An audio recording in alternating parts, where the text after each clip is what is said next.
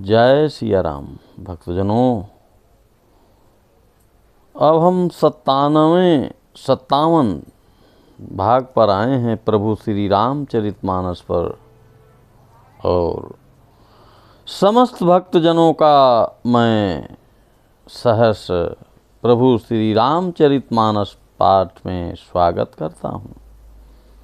आएं, हमारे साथ आप भी इस कथा को सुनें और पुण्य के भागीदार बने। जय सिया राम।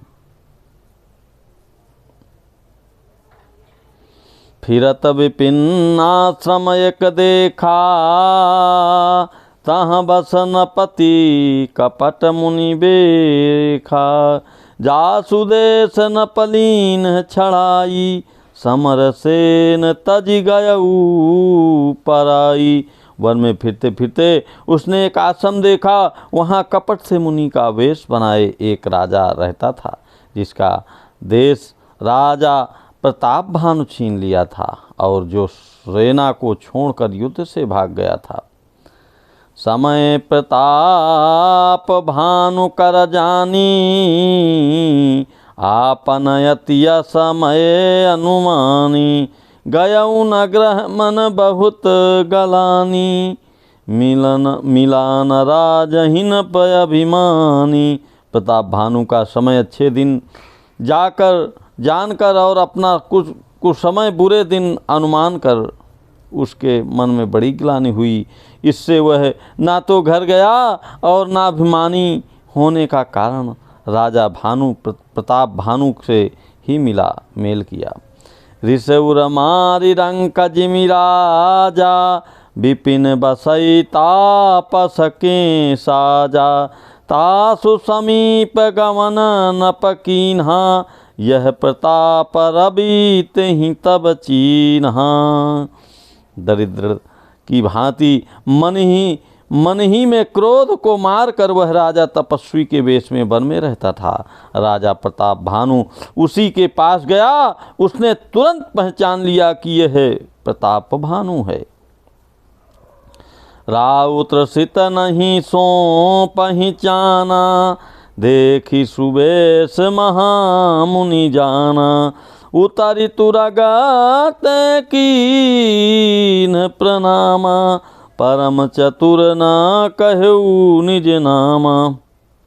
राजा प्यासा होने के कारण व्याकुलता में उसे पहचान न सका। सुंदर वेश देखकर राजा ने उसे महामुनि समझा और घोड़े से उतरकर उसे प्रणाम किया, परंतु बड़ा चतुर होने के कारण राजा ने उसे अपना नाम नहीं बतलाया। भूपति त्रसित बिलोकित ही, सरबरुदीन देखाई। मज्जन पान समेत हयकीन न पित हरसाई। राजा को प्यासा देखकर उसने सरोवर दिखला दिया। हर्षित होकर राजा ने घोड़े सहित उसमें स्नान और जलपान किया। गए श्रम सकल सुखी न भयऊ,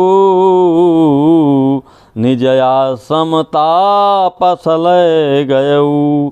आसन दीन अस्तर अभिजानी, पुनितापस बोलेऊ मृदिवानी। सारी थकावट मिट गई, राजा सुखी हो गया। तब तपस्वी उसे अपने आश्रम में ले गया और सूर्यास्त का समय जानकर उसने राजा को बैठने के लिए आसन दिया। फिर वह तपस्वी कोमल वाणी से बोला। क्या बोला? को तुम कस बन फिरहूँ अकेले, सुंदर जुबा जीव पर हीली। चक्रवर्ती के लक्षण तोरे, देखत दया लागी अति मोरे। तब तुम कौन हो? सुंदर युवक होकर जीवन की परवाह न करके वन में अकेले क्यों फिर रहे हो? तुम्हारे चक्रवर्ती राजा से लक्षण देखकर मुझे बड़ी दया आती है। नाम प्रताप भानु अवनीसा, तासु सचिव मैं सुनहूँ मुनीसा।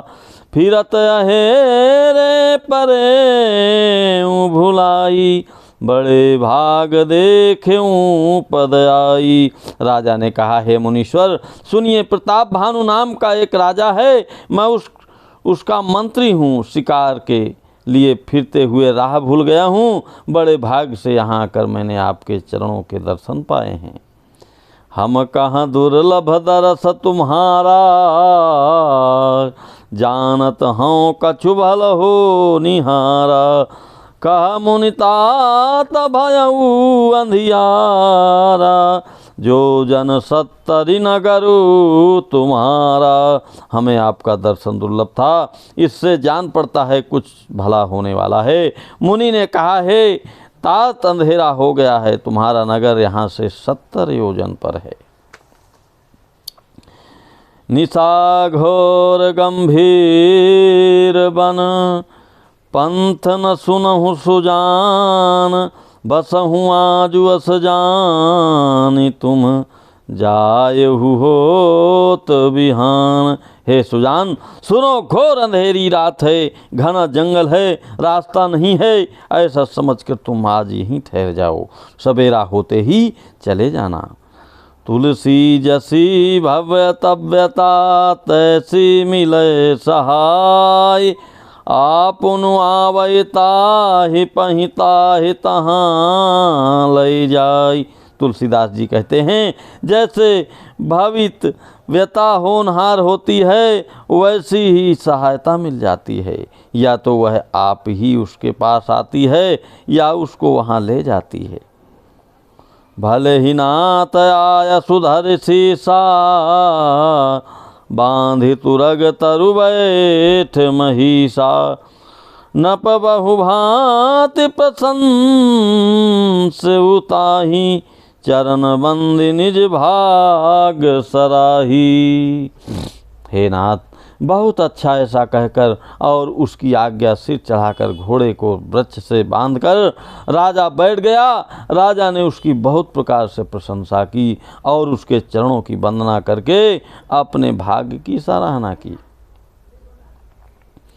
पुनि बोले ओ मृदु गिरा सुहाई, जानि पिता प्रभु करऊं ढिठाई। मोहि मुनीस सुत सेवक जानी, नाथ नाम निज कहूँ बखानी। फिर सुंदर कोमल वाणी से कहा, हे प्रभु आपको पिता जानकर मैं ढिठाई करता हूँ। मुनीश्वर मुझे अपना पुत्र और सेवक जानकर अपना नाम धाम विस्तार से बतलाइए। तेहि न जान नप नपहि सो जाना, भूप सुहद सो कपट सयाना। बैरी पुनि छत्री पुनि राजा, छल बल कीन्ह चाहि निज काजा। राजा ने उसको नहीं पहचाना, फिर वह राजा को पहचान गया था।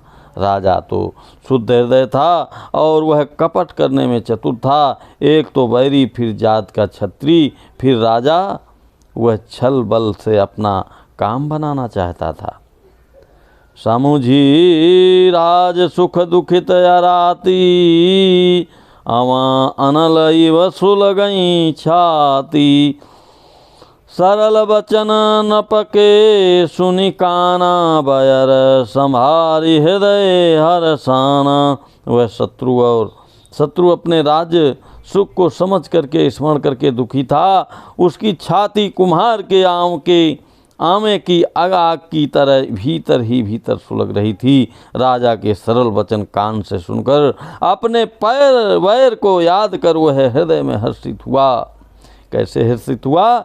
कपट बोरी बानी मृदुल बोले युगति समेत, नाम हमार भिखारी अब निर्धन रहे निकेत। वह कपट में डूब होकर बड़ी युक्ति के साथ कोमल वाणी बोला, अब हमारा नाम भिखारी है क्योंकि हम निर्धन और अनिकेत घर द्वारहीन हैं। बोलो सियापति रामचंद्र की जय, बोलो श्री हनुमान की जय, बोलो भाई सब संतन की जय। भक्तजनों, यहीं से इस भाग का विराम कर रहे हैं। अगले भाग को आने तक, तब तक आप इस भाग को जरूर सुनें और दूसरों को भी सुनाकर अपना कल्याण करें। जय सिया राम, जय सिया राम।